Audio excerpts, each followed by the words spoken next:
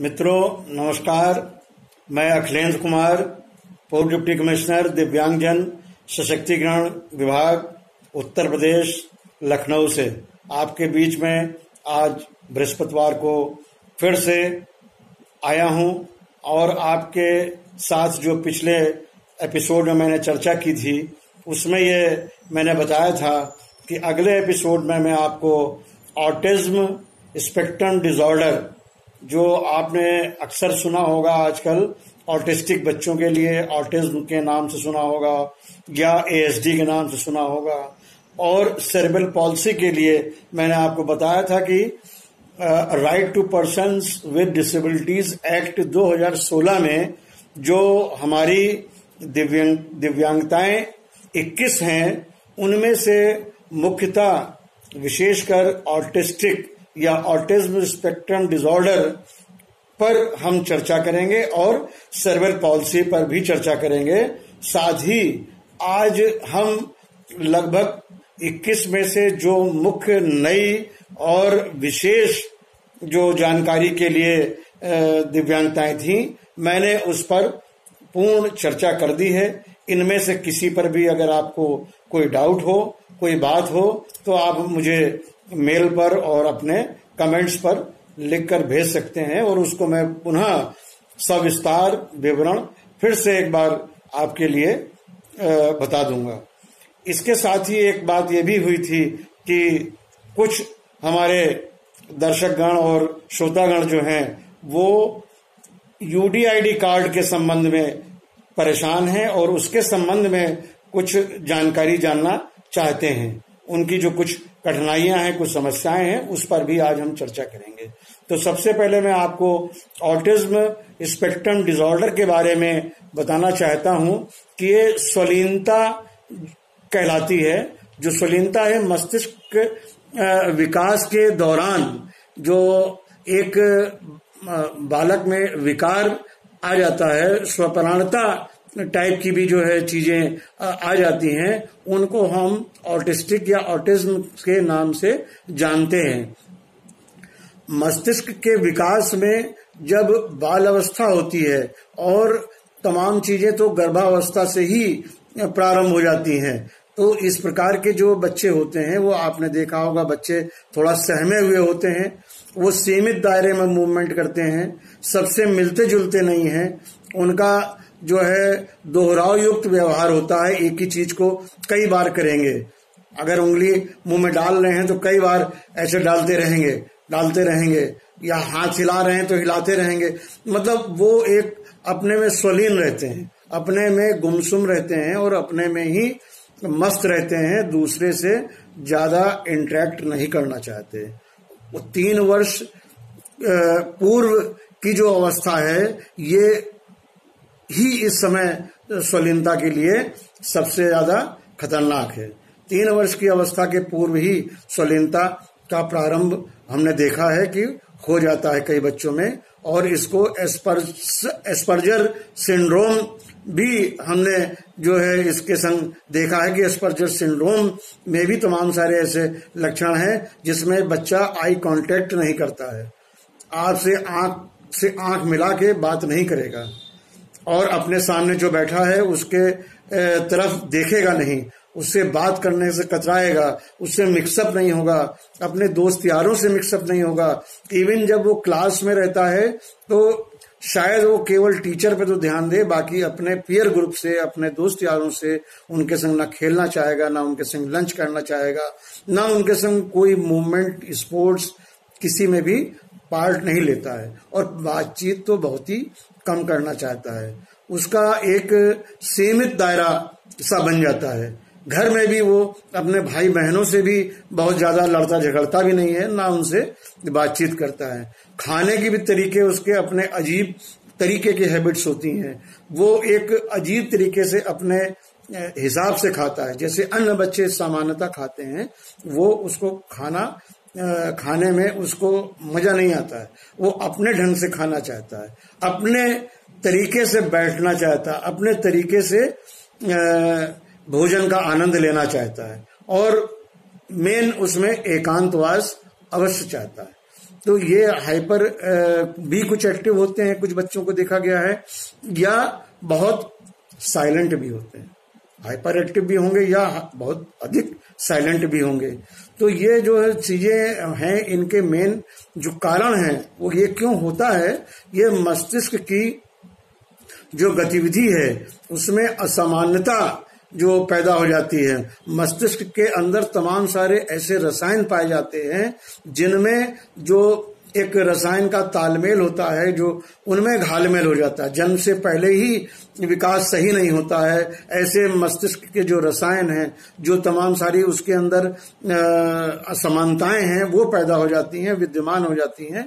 इसकी वजह से ये ऑटिस्टिक बच्चा होता है और उनमें ऑटिज्म स्पेक्ट्रम डिसऑर्डर के नाम से इसको जाना जाता है।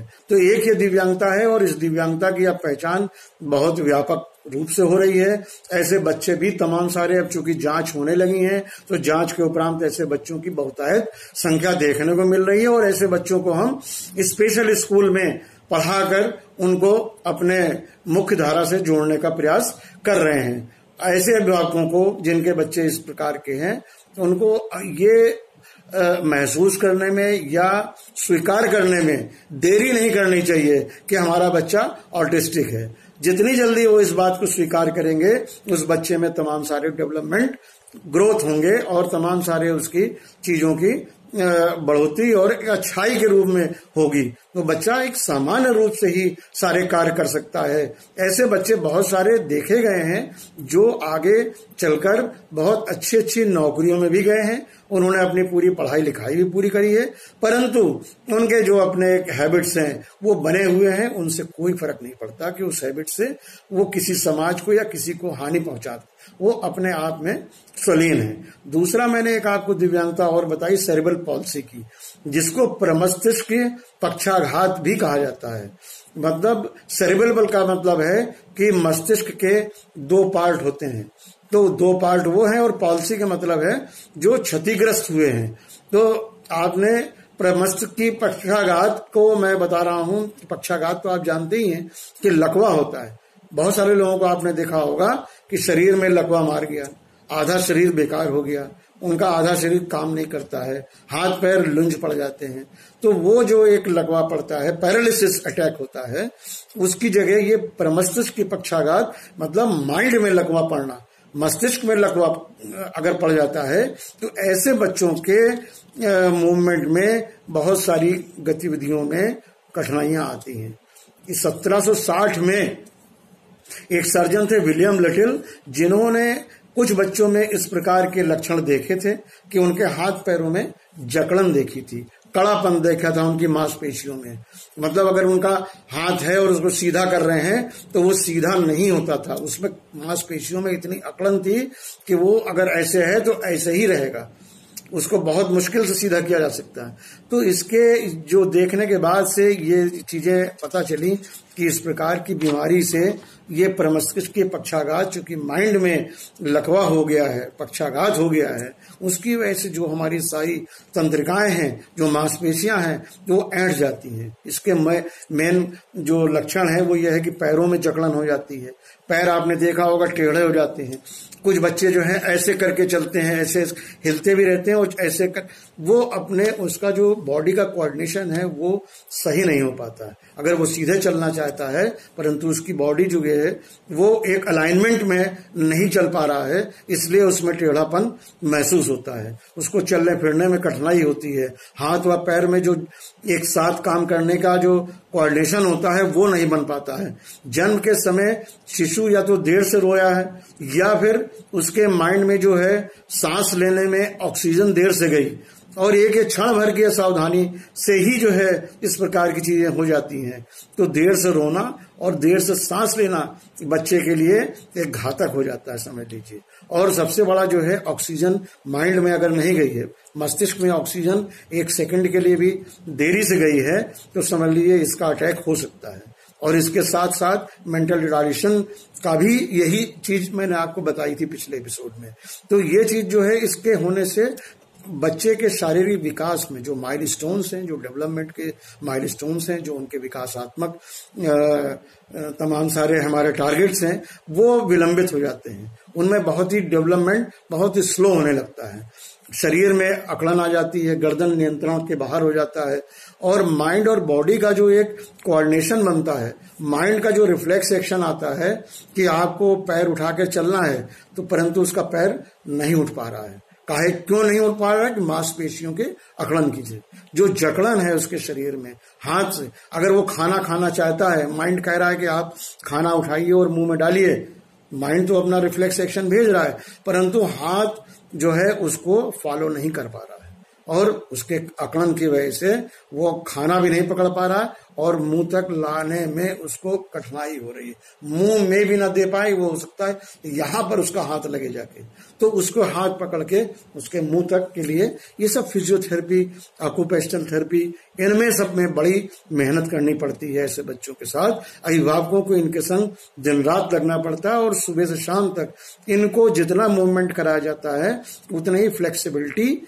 इनके शरीर में आती जाती है। और फ्लेक्सिबिलिटी अगर आएगी तो निश्चित तौर पर वो अपना एक्टिविटीज ऑफ डेली लिविंग आसानी से करने लगेंगे। तमाम सारे सेरेब्रल पॉलिसी के बच्चे सामान्य जीवन जीते हैं, सामान्य पढ़ते लिखते हैं, स्कूल कॉलेज भी जाते हैं और सामान्य विद्यालयों में भी जाते हैं।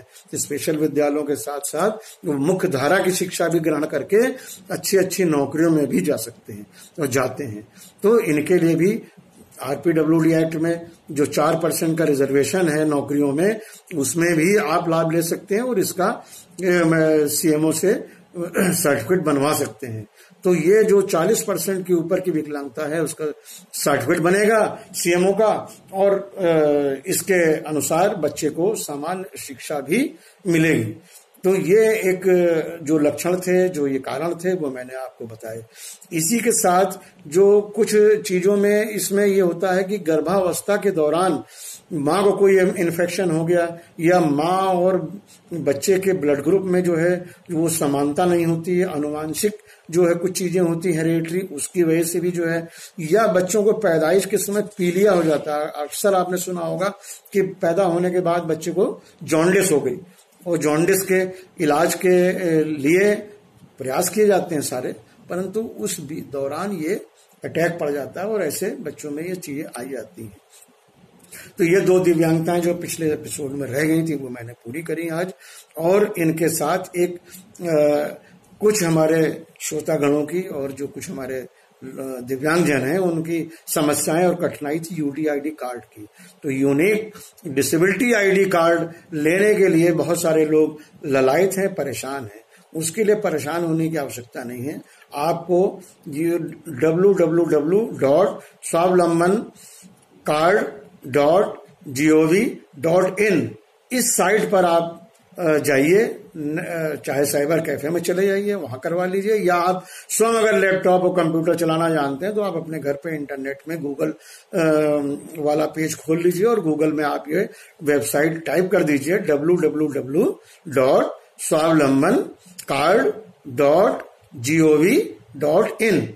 ये इस पे जब आप खोलेंगे तो इस पे यूडीआईडी कार्ड का जो है पेज आ जाएगा, और इस पेज में सिंपल सी रजिस्ट्रेशन की आपको औपचारिकताएं करनी पड़ेंगी। उसमें नाम, पता, आधार कार्ड, फोटो, ये सब जो आपकी चीजें हैं वो आप अपने साथ रखिए और आप अपना रजिस्ट्रेशन कर लीजिए। रजिस्ट्रेशन करने के बाद एक रिसीट टाइप की जो है चीज सामने आएगी, उसका आप प्रिंट आउट ले लीजिए, चाहे अपने घर में या साइबर कैफे से।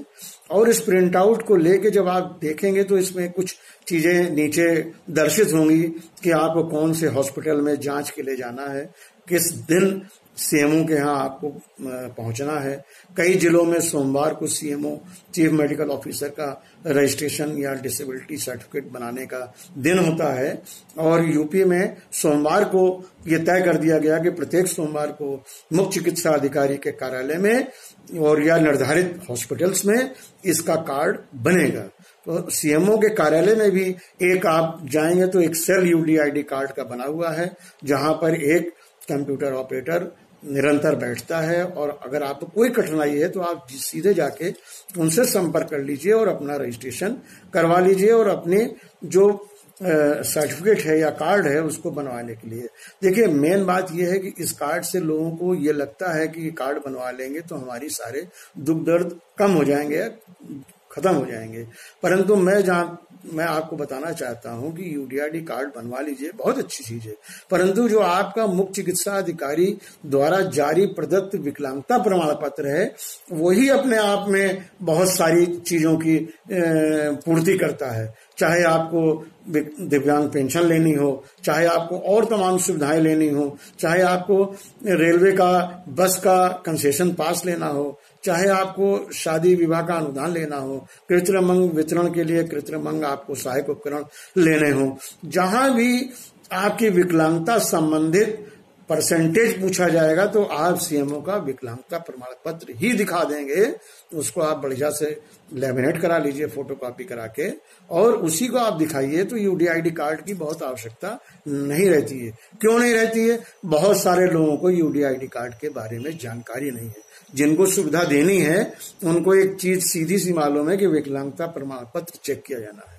आप नौकरी में भी अगर भरते होंगे तो नौकरी में फॉर्म भरने के साथ आपको पीडब्ल्यूडी एक्ट के अंतर्गत जो भी आपको रिजर्वेशन लेना है तो आपको विकलांगता प्रमाण पत्र संग में अटैच करना होता है। उस अटैचमेंट में आपका सारी पूर्ति हो जाती है।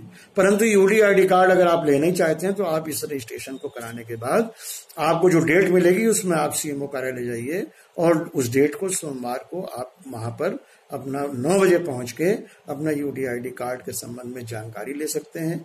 उसमें कई देरी इसलिए होती हैं, समस्याएं इसलिए पैदा होती हैं कि उसमें जांच की आवश्यकताएं होती हैं, जिसमें सीधे दिखने वाली दिव्यांगताएं हैं, जिसमें मतलब शारीरिक रूप से है या ब्लाइंड है, दृष्टिबाधित हैं, परंतु जहां मानसिक मंदित्व वाली बात है, जहां सेरेब्रल पॉल्सी वाली बात है, जहां श्रवण बाधिता वाली है, कम सुनने वाली या बधिर वाली है, मूक बधिर वाली है, इनमें सब में जांचें इन्वॉल्व होती हैं। जब तक ऑडियोमेट्री नहीं हो जाएगी, आपका ऑडियोलॉजिस्ट नहीं हो जाएगा, बेरिया ऑडियोमीटर नहीं हो जाएगा, तब तक आपका निर्धारण नहीं हो सकता कि आप कितने प्रतिशत दिव्यांग हैं।